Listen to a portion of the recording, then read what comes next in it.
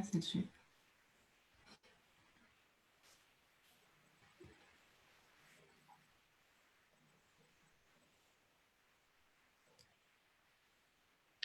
Ça rame un peu.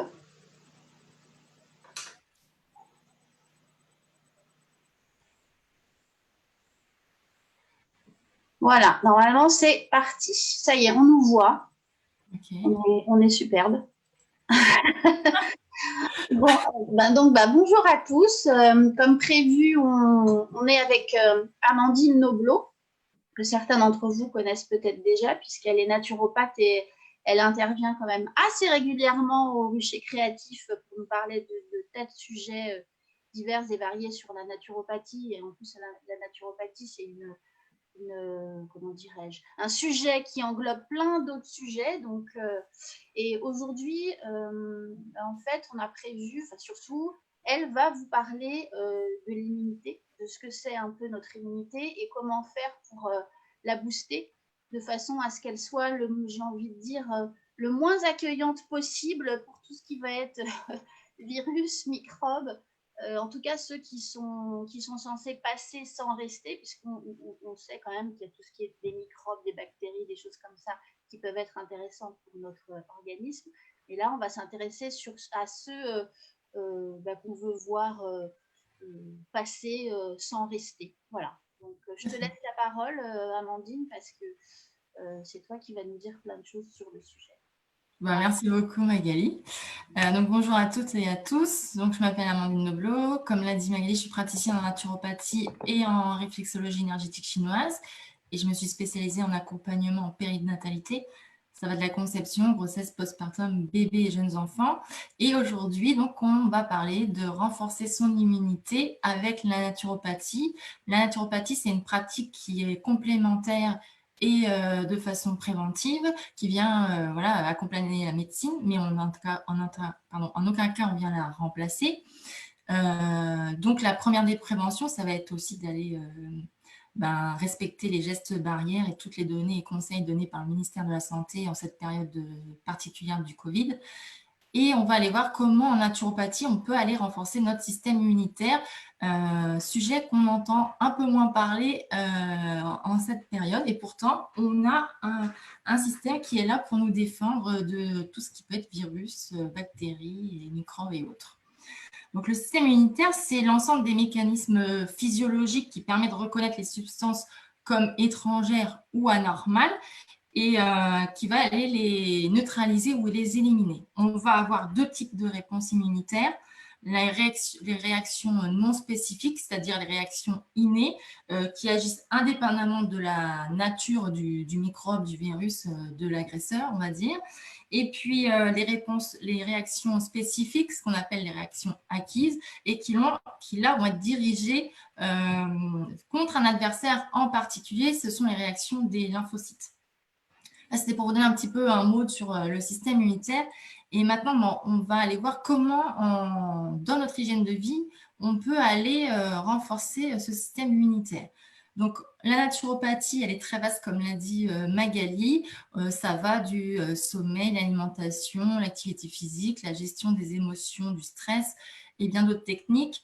Les trois piliers fondamentaux sont ceux-là, donc l'alimentation, la gestion des émotions et du stress et l'activité physique. Et on va aller d'abord voir dans notre assiette comment on peut aller renforcer notre système immunitaire. Donc d'abord, on va aller privilégier plutôt les aliments bruts, non transformés, le moins industriel possible, parce que ce sont des aliments qui vont apporter d'autres toxiques comme les additifs, les conservateurs, etc. Donc on va privilégier plutôt des choses brutes.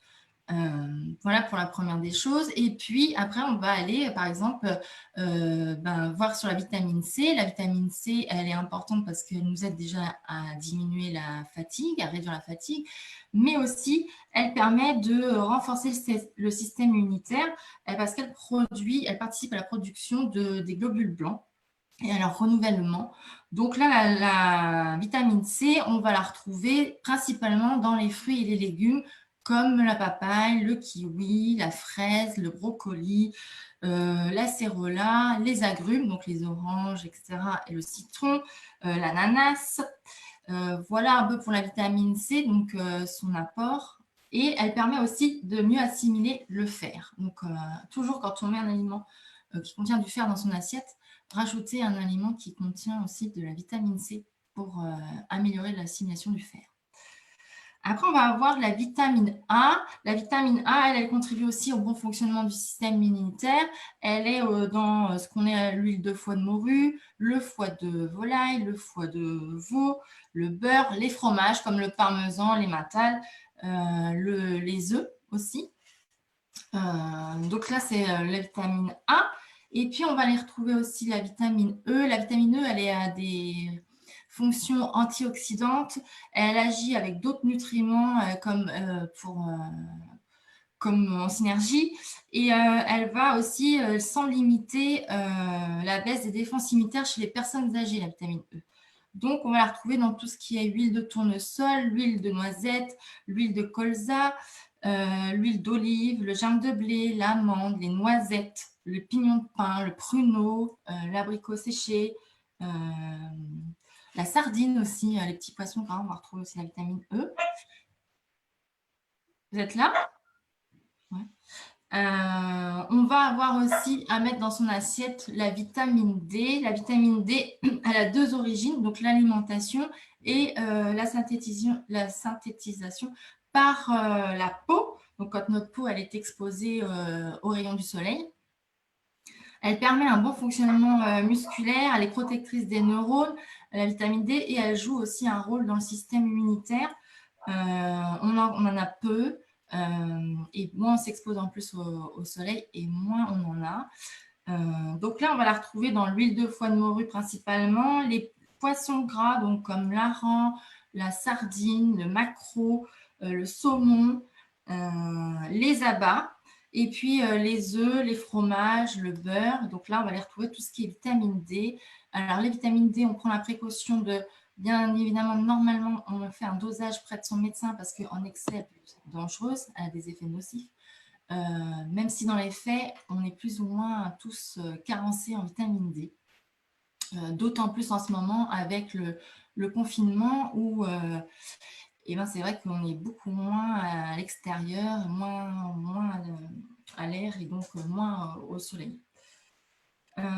Sur la vitamine D, voilà.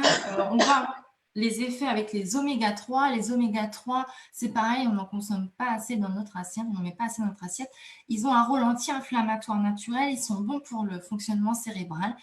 Par exemple, on va les conseiller dans la prévention de dépression du postpartum, donc elles jouent aussi un rôle sur l'humeur, la fatigue, le sommeil, voilà. Et là, les oméga 3, donc on va avoir deux sources, soit la source animale, et donc on va les retrouver dans les poissons gras, en privilégiant plutôt les petits poissons pour limiter le mercure. Donc, ce que j'ai vu aussi dans la vitamine D, c'est-à-dire le maquereau, la sardine, le hareng, les anchois.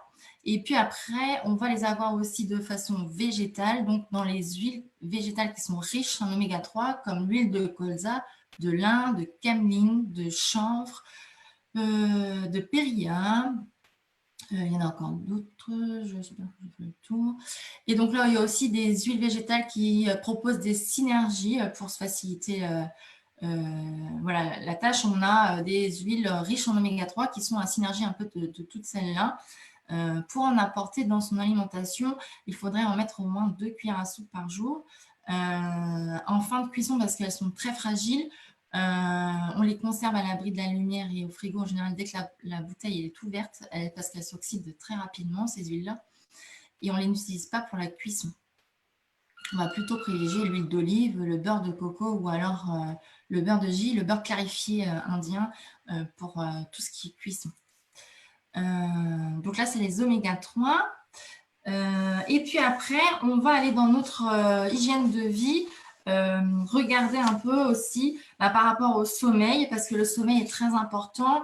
Il permet de refaire le plein d'énergie. Il permet aussi d'aller renforcer la mémoire, de restaurer la mémoire et au cerveau de sécréter certaines hormones, dont celles qui aident le système immunitaire et puis aussi celles qui vont gérer la satiété, Donc, si on a un sommeil qui n'est pas reposant ou de qualité, ça peut aller dérégler toutes ces hormones et donc leur rôle sur notre système immunitaire.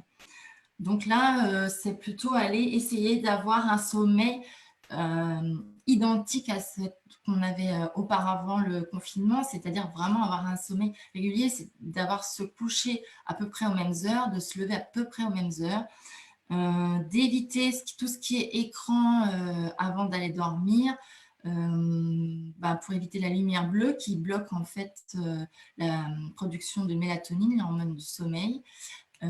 Et puis aussi de faire plutôt des activités douces, ne pas aller faire une séance de sport très intense avant d'aller au sommeil.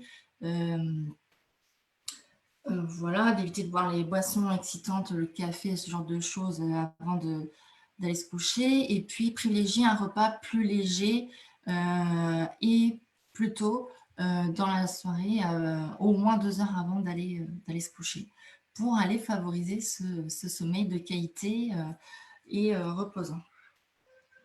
On peut aussi penser à un temps pour à se relaxer, à prendre du temps pour soi, des moments à soi, avec des activités qui nous plairont, enfin qui nous conviennent.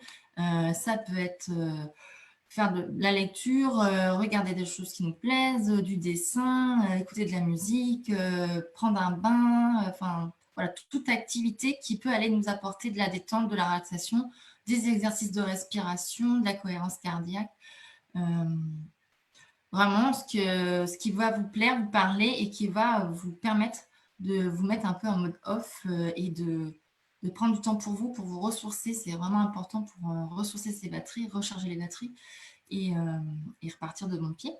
Il y a aussi une chose que l'on sait, c'est que le stress va aller aussi impacter notre système immunitaire, comme la peur. La peur va aussi jouer sur votre système immunitaire, elle va baisser votre énergie et donc favoriser votre diminuer vos défenses immunitaires et puis vous allez être plus sensible à tout ce qui est pathogène, microbes, virus, etc.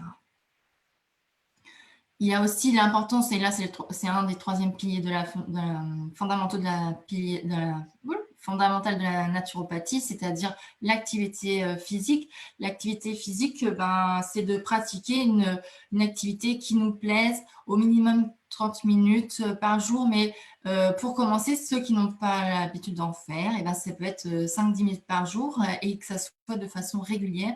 Il n'y a pas besoin que ça soit une activité physique intense, mais plutôt vraiment une activité qui nous plaise, qui nous convienne, qui puisse aller rester dans la durée. Donc, voilà, quelque chose qui nous parle, mais qu'on soit en mouvement. Voilà, c'est vraiment être le mouvement qui est important dans la naturopathie pour aller justement améliorer notre système immunitaire. Donc, ça peut être du yoga, comme ça peut être de la marche, comme ça peut être de la danse, comme ça peut être de la boxe. Enfin, voilà, c'est vraiment à tout à chacun de trouver son activité et qu'on puisse en faire aussi bien à l'extérieur ou à l'intérieur dans notre période particulière. Donc, on peut aussi avoir des activités physiques à la maison. Il y a même pas mal de coachs sportifs ou de professeurs de yoga, etc., qui en proposent pas mal maintenant en live ou en vidéo. Voilà, vous en trouverez très facilement sur les réseaux sociaux. Voilà, sur l'activité physique. Il faut penser aussi à bien aérer son habitation, au moins 10 minutes le matin, 10 minutes le soir, afin de faciliter la circulation de tous les toxiques qu'on peut avoir dans son logement, aussi bien par le tabac que les composés volatiles organiques, que les acariens, que les microbes, etc. Donc, l'humidité. Donc, il faut vraiment penser à aérer son logement 2 fois par jour pour faire circuler cet air, le changer, voilà, aérer en grand. Pensez aussi à pas trop surchauffer les logements.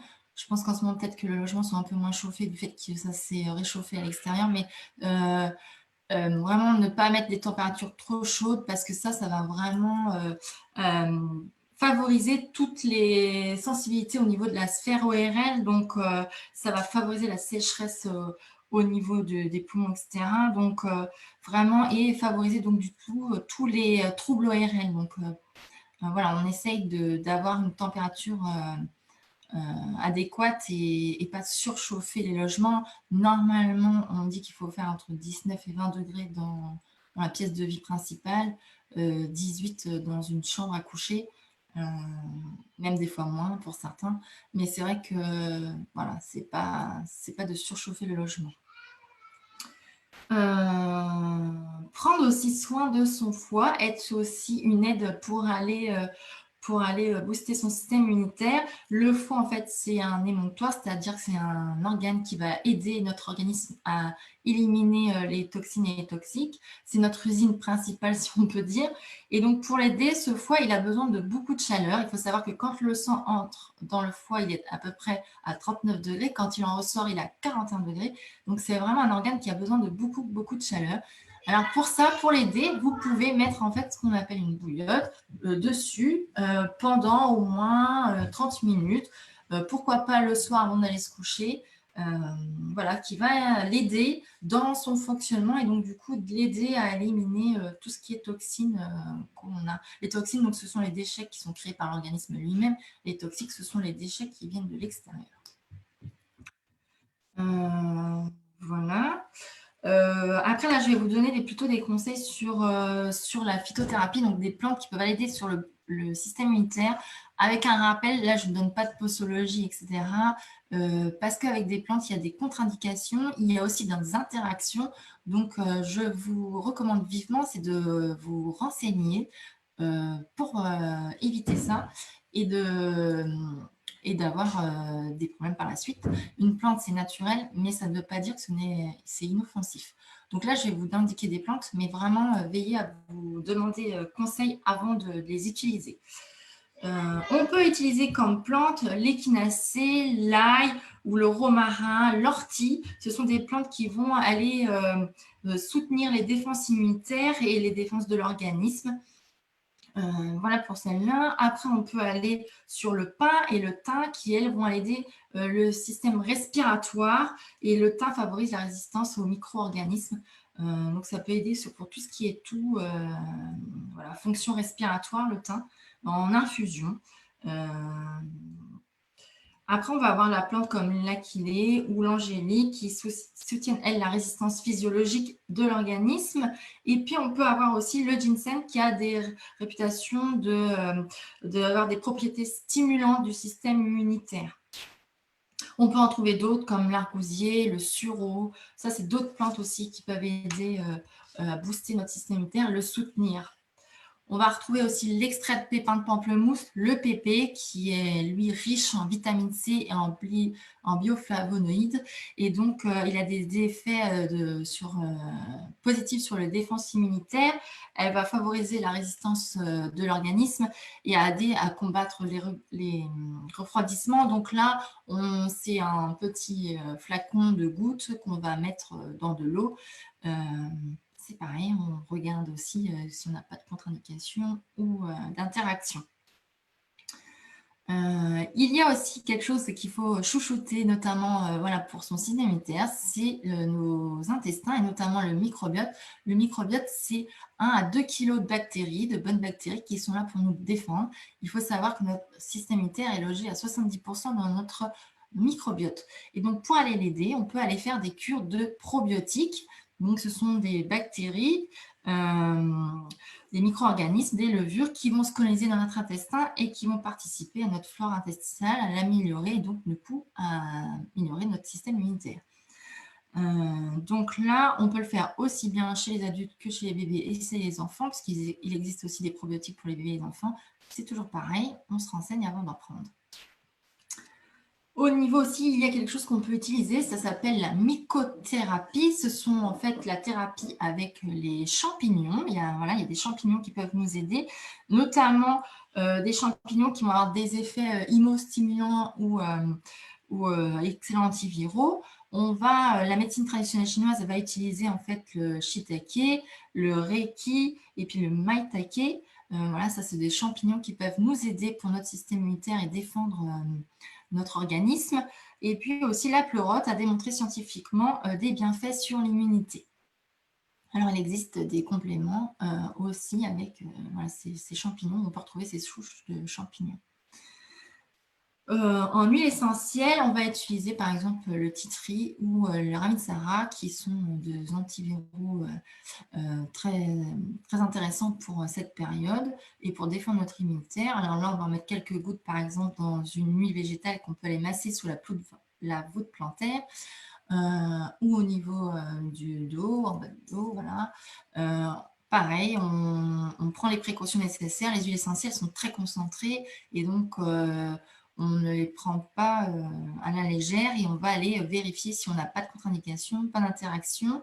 Et puis, on fait toujours le test pour voir si on n'a pas de test allergique, c'est-à-dire on met une goutte dans le pli du coude et on attend 24 heures au mieux, enfin au minimum ou 48 heures au mieux, pour 48 heures, oui, pour voir si vous n'avez pas de réaction allergique. En général, s'il y en a une, elle va arriver rapidement, mais voilà, attendez ce laps de temps pour vérifier si vous n'avez pas d'allergie à cette huile essentielle, quelle qu'elle soit d'ailleurs.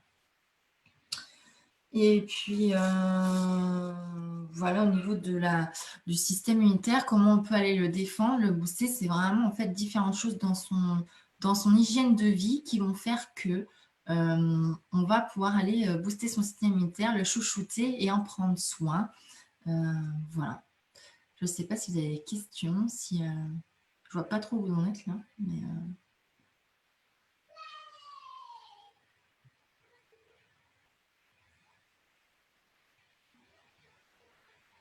Tu m'entends, Amandine? Ouais, ça y est, je t'entends. Ouais. Non, écoute, il n'y a pas de questions. On a les gens qui écoutent, j'ai l'impression religieusement ce que tu dis. Je ne vois pas de questions apparaître ni sur Zoom, ni sur le Facebook Live. Je ne sais pas si tu as des choses à rajouter. Bah, c'est vraiment un ensemble de choses qui vont faire dans notre hygiène de vie, qui vont aller booster, renforcer notre système immunitaire. Et donc, ça, c'est quelque chose en cette période particulière, mais aussi qu'on peut faire notamment dans les épisodes hivernaux pour aller éviter les virus du genre de la grippe saisonnière ou d'autres virus comme la gastro ou autres. Voilà. Mais je ne sais pas s'il y a des choses particulières qui veulent. Quelqu'un qui demande et le gingembre. Alors, le gingembre, c'est plutôt une plante qu'on va utiliser pour tout ce qui est nausée, vomissement, anti-inflammatoire. Voilà, c'est un cousin du curcuma. Qui est très bien aussi voilà, pour renforcer l'énergie aussi, pour booster l'énergie. Donc oui, ça peut être une bonne solution aussi. Hein. D'accord. Et si tu avais, parce que là, tu nous as donné plein de conseils, plein de pistes, et tu as parlé de plein de produits différents, que ce soit des huiles essentielles, des extraits de plantes, même des champignons, des huiles. Si tu devais conseiller l'achat d'une huile végétale et l'achat d'une huile essentielle ou d'un seul extrait de plante, tu dirais quoi? Voilà, vous devez choisir, prenez celui-là. Alors, si on allait vraiment, en termes de l'huile végétale, moi, je prendrais vraiment une qui est riche en oméga 3. Pour faire simple, prenez une synergie d'huile riche en oméga 3. Il en existe dans des marques. Hein, voilà, il y a plusieurs marques qui Oui, c'est celle proposent. qu'on voit quand on va dans les grandes surfaces ou au Monop, c'est écrit, hein, Oui, en oméga 3 et tout. Voilà. Après, je suppose que c'est mieux de les prendre le plus bio possible. voilà, on va favoriser vraiment Voilà. d'agriculture raisonnée ou bio pour éviter d'apporter les pesticides, les insecticides, etc., qui vont aller de toute façon diminuer notre système immunitaire parce qu'il va falloir qu'il se défende contre ces toxiques-là. Donc, ça va lui rajouter une tâche supplémentaire. Donc, pour aller l'aider, on va favoriser plutôt ou l'agriculture raisonnée ou le bio si on peut. Maintenant, il y a quand même pas mal de supermarchés aussi qui proposent du bio. Ouais. Et on va, voilà, pour aller faire simple, si on veut vraiment aller, comme il faut varier les apports en huile végétale riche en oméga 3, plutôt que d'aller acheter plein de petites bouteilles, parce que là, c'est vrai que du coup, ça va avoir un coût. En plus, il faut les acheter en petite quantité parce qu'elles sont fragiles, elles ne se conservent pas très longtemps. Et donc, il faut les consommer rapidement. Donc là, franchement, ça vous demanderait quand même un investissement et puis c'est pas dit qu'on va tout utiliser, donc ça ferait un peu de gaspillage. Donc là, vraiment favoriser plutôt une huile qui propose vraiment une synergie. Comme ça permet vraiment d'aller sur les différentes variétés d'huile végétale et de varier les apports parce qu'elles vont pas toutes apporter à peu près la même chose. D'accord. Et en huile essentielle, si on en prend une? Les deux que j'ai cités sont bien. Après, l'huile de Ravinsara, par exemple, elle est très bien. Elle est vraiment conseillée pour aller combattre les virus. Donc, mais on vérifie quand même qu'on n'a pas de contre-indication, pas d'interaction, le test allergique avant. Et après, on peut même l'ingérer, mais chez les grands et les adultes, c'est une goutte qu'on va mettre sur une mie de pain ou sur un comprimé neutre. Mais avant de l'ingérer, vraiment, là, il faut se renseigner. Oui, tout à fait. Par rapport aux interactions qu'on pourrait avoir avec les traitements médicamenteux qu'on prend déjà. Exactement, ouais. Et puis vérifier qu'on n'ait pas de contre-indication parce qu'on peut être asthmatique, épileptique, etc. Donc, c'est des huiles qu'on va préparer. Les huiles essentielles, il y a pas mal aussi de contre-indications. Et puis, il y a aussi celles qu'on ne peut pas prendre pour les enfants, les bébés, les femmes enceintes, les femmes allaitantes. Voilà. Ouais. Donc, le mieux, si on veut utiliser les huiles essentielles, quand même, finalement, c'est de se rapprocher de quelqu'un qui connaît, d'un professionnel. Oui, complètement. Qui va pouvoir nous conseiller, ça c'est évident. Ouais. Mais même pour les plantes, on se renseigne auprès d'une personne qui connaît et qui a été formée en phytothérapie pour vérifier que la plante, elle n'a pas de contre-indication, par exemple, avec une pathologie que vous pouvez avoir. J'ai cité par exemple l'échinacée. L'échinacée, on ne peut pas l'utiliser par exemple chez les personnes qui ont des maladies auto-immunes. Ouais. Donc, donc c'est vraiment aller vérifier qu'il n'y ait pas de contre-indication avec les pathologies que vous pouvez déjà avoir par ailleurs. Et puis voir s'il n'y a pas aussi d'interaction avec la plante et les médicaments ou les compléments alimentaires, même naturels, qui peuvent interférer. C'est pas parce que c'est naturel qu'il n'y a pas d'interaction avec d'autres choses. Ouais, ça c'est ça. Ça c'est un vrai message important. C'est pas parce que c'est naturel, c'est pas parce que c'est des plantes ou parce que c'est bio ou des choses comme ça que il peut pas y avoir d'effets négatifs. Dangereux. Voilà, des effets dangereux. Il peut y avoir des phénomènes d'allergie, de je sais quoi. Donc il faut complètement être vigilant là-dessus et se renseigner.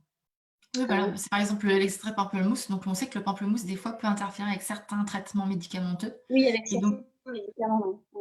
Donc, c'est vraiment, si on prend des médicaments, il faut vraiment se vérifier qu'il n'y a pas ces interactions, ces contre-indications. Vraiment, j'insiste là-dessus parce que c'est très important. Souvent, des fois, on pense que quand c'est naturel, il n'y a pas de risque. Mais si je prends une plante au hasard, le curare, elle est mortelle. Donc, et c'est une plante. Mais il y a des champignons qui sont mortels aussi. Donc, naturel ne veut pas dire inoffensif. Oui, donc il faut être vigilant. Okay. Est-ce que tu as d'autres choses à rajouter ou à nous conseiller? Non, c'est vraiment d'aller aussi penser à prendre du temps pour soi, se reposer, vraiment aller. Moi, j'avais un consultant au tout début du Covid qui me disait j'ai regardé j'ai pas pu décrocher de la télé, je l'ai regardé toute la nuit jusqu'à 4 h du matin. Et quand elle m'a appelé, forcément, elle était très stressée et angoissée. Il faut penser aussi à aller se déconnecter de tout ça, de suivre un peu les informations, bien évidemment, mais vraiment prendre du recul et ne pas aller écouter ça en boucle parce que ça peut être très anxiogène. Et donc, forcément, ça va aller impacter notre sommeil, notre défense immunitaire. Ça va les baisser forcément. Quand on a peur, quand on est angoissé, le stress a énormément d'effets sur la santé. Donc, mettre la télé en boucle ou la radio. Je pense des fois à certaines familles qui mettent la radio pour avoir les informations, mais les enfants, eux, ils entendent. Alors, même s'ils ne voient pas, s'ils n'ont pas d'image, ils peuvent jouer, mais ils entendent quand même. Donc, ça peut aussi leur apporter des angoisses, du stress, etc. Donc, et même nous, bien évidemment. Donc, d'entendre la même chose, les informations en boucle, des informations anxiogènes, à la longue, ça a forcément un impact sur nous. Oui, c'est un impact, c'est sûr. Moi, ce que j'ai envie de dire, c'est que là, tout ce que tu nous as conseillé, bon, là, il se trouve qu'on l'a axé sur l'immunité par rapport à la période et au virus, au Covid qui est là. Mais finalement, ce que tu nous as dit, c'est valable pour tout, le but, c'est de faire en sorte que notre corps et notre système immunitaire soient le moins mobilisés possible par une nourriture qui va être hyper industrialisée ou trop sucrée ou trop salée, ou enfin voilà, de façon à pouvoir vraiment remplir son rôle de défense à 100% s'il y a des choses qui viennent l'impacter, quoi. C'est valable pour la façon dont tu nous as parlé, dont il faut prendre le temps pour soi, manger, utiliser peut-être certaines plantes, faire attention à ceci, à cela. C'est valable pour tous les sujets, en fait. Le but, c'est de faire en sorte que notre corps fonctionne le plus tranquillement possible, de façon à ce qu'il puisse remplir ses fonctions, ses différentes fonctions physiques le plus librement possible, quoi. Oui, complètement, c'est d'aller vraiment, c'est une hygiène de vie en fait, hein, Ouais, et voilà. puis il peut s'adapter, vraiment, toute l'année. Et là, c'est vrai que j'ai parlé surtout des plantes qui vont aller, stimuler les défenses immunitaires et les renforcer.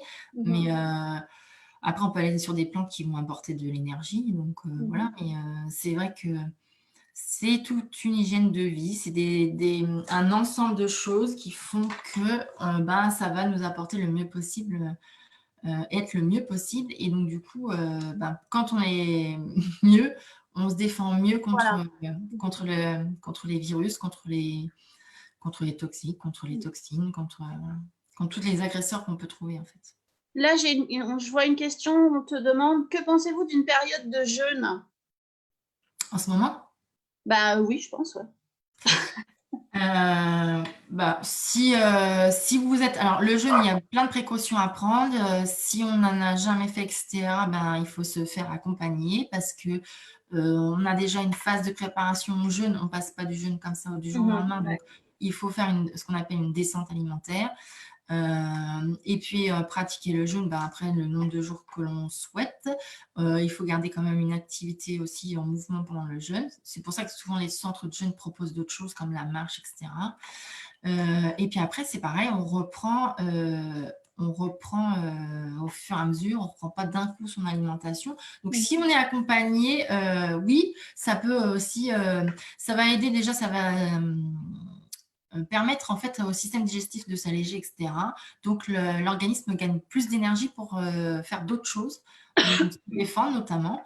Donc, ça peut être une solution aussi pour se défendre contre gagner en énergie, booster son système immunitaire, mais vraiment être bien accompagné pour faire Ouais. ça. Ça s'improvise pas le jeûne, hein. Le jeûne, on en avait parlé au Rucher Créatif, on avait déjà eu deux confs là-dessus, dont une qui avait été faite par toi, si je dis pas de bêtises. Il me semble qu'à un moment, tu avais parlé de ce sujet-là. Je pense qu'on en refera parce que c'est un sujet qui a l'air d'interpeller, d'intéresser les gens, mais effectivement, le message, c'est que à moins qu'on connaisse le jeûne et qu'on pratique déjà régulièrement, on ne se lance pas dans une période de jeûne comme ça sans être accompagné, surtout qu'il existe des tas de façons différentes de le faire. Donc voilà, c'est bien d'être un peu guidé et accompagné si on veut faire ce genre de choses. Complètement. Sachant que parce que les premiers jours, ça peut être un peu difficile si on n'est pas Ouais. complètement accompagné. Et voilà. Et ça peut porter des grosses migraines. Enfin, voilà, Oui, on détoxifie le corps, donc exactement. il y a des Ouais. choses qui se passent. Hein. Ouais, tout à fait. Donc voilà, c'est important ouais, d'être accompagné si on n'en a jamais fait, si on ne s'y connaît pas en jeûne. Et oui, ça peut être une idée pour aller regagner en énergie. Il faut aussi qu'on ne soit pas dans un état de fatigue, hein, parce que Ouais. si votre organisme est déjà fatigué, c'est peut-être pas la bonne période pour entamer un jeûne. Ouais, tout à fait. Ok. Alors, pour l'instant, je vois pas d'autres questions. Je ne sais pas si toi, tu as d'autres choses à rajouter ou si tu as pu dire tout ce que tu voulais nous dire. Je pense que j'ai à peu près fait le tour. J'étais vraiment sur des choses générales parce qu'on ne peut pas rentrer Non, bah bien sûr. dans le précis parce qu'il faudrait que je connaisse chacun d'entre vous et ça va être compliqué. Mais c'est vraiment d'aller apporter les bonnes vitamines dans l'assiette. J'ai pas aussi parlé de les oligo-éléments comme le zinc qui lui aussi aide à renforcer le système immunitaire. Et donc là, on va le retrouver dans les œufs, dans les céréales complètes, les huîtres, les poissons, enfin les crustacés, ce genre de choses, les produits de la mer. Ouais. Et puis aussi le sélénium. Donc le sélénium, c'est un antioxydant puissant qu'on va retrouver aussi dans les œufs, la viande, le fromage. Et par exemple, voilà, voilà, en apporter un tout petit peu aussi chaque jour dans son alimentation pour lutter contre l'oxydation, en fait. D'accord. Et la vitamine E aussi qui a ce rôle-là d'antioxydant. Et une question par rapport, toi tu es donc thérapeute à Troyes, tu as ton cabinet. Comment tu anticipes et tu envisages la reprise de ton activité, parce que c'est pas évident. Donc comment tu anticipes cette étape-là? Alors, c'est vrai que c'est pas du tout évident. Pour le moment, je fais toutes les consultations en visio. Ouais. Parce que la naturopathie, il n'y a pas de toucher, donc là, ça pose pas de problème. Pour la reprise, eh bien, je m'interroge encore parce que le but, c'est de pas prendre de risques à tout le monde, donc la santé de tous. Et pour le moment, je pense que je vais encore continuer à jongler entre les consultations en visio et un peu, peut-être que les samedis, en présentiel. Et attendre début juin pour voir où on en est. Ouais. Parce que je me dis, on va déconfiner, mais il se peut que de 15 jours après, on nous dise, comme c'est un peu en train de se passer en Allemagne, on retourne en arrière. Oui, donc chaque chose en son temps. Ouais, voilà. Je pense qu'il faut aller prendre son temps parce que c'est vrai que c'est une période qui est compliquée, qui est vraiment particulière, qu'on ne sait pas grand-chose, qu'on entend tout et son contraire tous les jours. Et pour tous les sujets. Et donc, du coup, voilà, je pense que ça va être plutôt avec la prudence et bien évidemment en respectant tous les gestes barrières de sécurité, etc., désinfection et basque et tout ce qui s'ensuit. Mais je pense que je vais aussi quand même continuer avec la partie visio pour le moment et voir ce que ça va nous donner début juin. Si on peut pas retourner en arrière, par exemple. Faire le point, Ouais, parce que, bon, là, on voit avec l'Allemagne, depuis peu, là, ils en parlent que ils sont peut-être déconfinés un peu trop rapidement, etc. Donc, c'est possible qu'on nous dise la même chose. Bon, on va en profiter aussi pour rappeler ton café des parents, qui est... Vas-y, tu me rappelles la date et l'heure. Alors, c'est le café des parents, c'est le 6 mai, donc mercredi, de 10h à midi. Les personnes arrivent quand elles souhaitent, c'est sur Zoom. Et on parlera de bien préparer et vivre son postpartum. Donc là, c'est vraiment spécifique à la maternité. Et voilà. Et vraiment, les personnes, elles se connectent quand elles ont envie. Je vais parler vraiment de tout ce qu'on peut mettre en place pour aller préparer et vivre son postpartum quand on y est. Donc, c'est vraiment pour les femmes enceintes et les jeunes mamans, jeunes parents. Et là, je vois qu'il y a une question. Système immunitaire et intestin, quelle est la relation? Et bien, parce que dans l'intestin est logé notre microbiote, donc ces bonnes bactéries, cet ensemble de bactéries que l'on a, qui vont nous défendre contre les virus, contre certaines bactéries, etc. Et donc, il faut savoir que 70% de notre système immunitaire est logé dans notre microbiote, qui est donc dans nos intestins. Il y a énormément de choses et on découvre tous les jours de plus en plus de pathologies qui auraient une cause au niveau des intestins, du microbiote, un dérèglement au niveau du microbiote. Il y a des études et des connaissances qui se développent chaque jour, qui sortent chaque jour là-dessus sur le microbiote. C'est les pouvoirs incroyables du microbiote. Ouais, tout à fait. Et donc là, c'est vraiment d'aller le chouchouter et de faire des cures de temps en temps de probiotiques. Alors, on peut en faire en printemps et puis en automne, par exemple, pour aller l'automne, parce que on va aller rentrer dans l'hiver, donc aller commencer à le protéger, enfin, en tout cas, à le renforcer il va être confronté à différents microbes, virus, etc. de l'hiver. Et puis, à la sortie, parce qu'on sait que souvent, on est un organisme qui est affaibli, un système immunitaire affaibli en sortant de l'hiver, voilà. Donc, ça permet aussi d'aller le chouchouter au printemps. Alors, pour ce qui est probiotiques, je pense à ce qu'on peut trouver dans les magasins bio. Souvent, il y a des boîtes avec des probiotiques, des choses comme ça, ou même dans les rayons frais de ces magasins bio-là. Et puis, il y a le kéfir aussi, non? Je dis des bêtises. Oui, Alors, on va avoir on peut en trouver, oui, il y a les probiotiques, mais c'est vrai, tu as raison, il y a aussi dans les légumes lacto-fermentés, Ouais. par exemple, voilà, qui va être riche en probiotiques. Il va y avoir le kéfir et le kombucha. Le kombucha, voilà, il va avoir plus des probiotiques. Et le kéfir, des prébiotiques, c'est des fibres qui vont donner de la nourriture voilà, aux bonnes bactéries. Alors là, c'est pareil, il faut faire attention aussi, c'est parce que si on a des intestins fragiles, irrités, ben, le kéfir, ça peut l'irriter davantage. Donc voilà, c'est apporter aussi de la nourriture, de la bonne nourriture à ses intestins. Donc ça, voilà, c'est les légumes lacto-fermentés, le kéfir, le kombucha. Ouais, c'est ce genre de choses qui vont aider à apporter de bonnes bactéries aux intestins. Ok, ok, d'accord. Bon, bah écoute, je pense qu'on a fait un peu le tour de la question, si on peut dire ça. Je vois pas d'autres questions arriver. L'info que je donne, c'est que pour ceux qui seraient intéressés, en fait, le webinaire, je l'ai enregistré. Mmh.